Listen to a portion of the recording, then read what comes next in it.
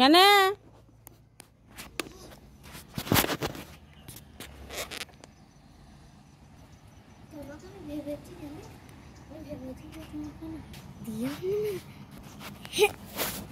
বাবা এগুলো লিয়েছে, এগুলো ঘর ঢুক ঠাকুর করেছিস দেখি।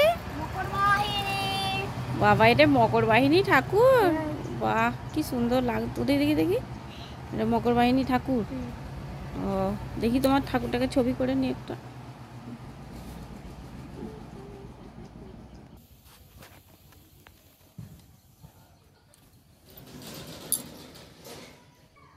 গুড মর্নিং বন্ধুরা, সবাই কেমন আছো? আশা করছি সবাই ভালো আর সুস্থ স্বাভাবিক আছো, আর আমি তো খুব ভালো আছি। তো বন্ধুরা চলো, এটা হচ্ছে পুরনো অনেক দিনের পুরনো ভিডিও, তো তোমাদেরকে দিলাম। পুরনো বলতে এই শীতকালের সময়কার ভিডিও, তো তোমাদেরকে এটা দিলাম। তোমাদের ভালো লাগলে তোমরা এটা লাইক করো আর পাশে থেকো।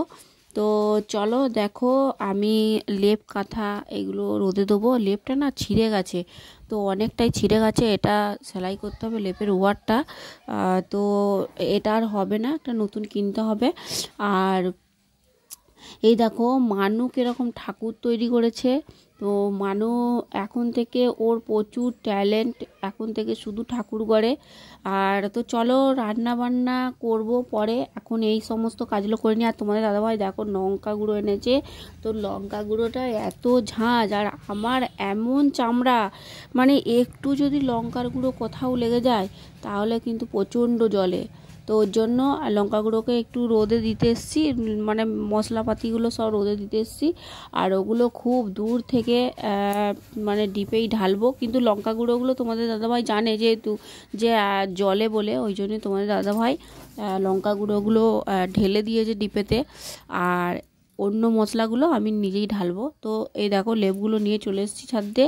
আর লেপগুলো এই দেখো লেপটা পুরো ধলাই হয়ে গেছে। লেপটাকে এরপরে লেপটাকে পাল্টাতে হবে। তো আর কিছুদিন গেলে লেপটা পাল্টে দেবো। তো চলো সবাইকে টাটা, সবাই ভালো থেকো, টাটা। তো চলো।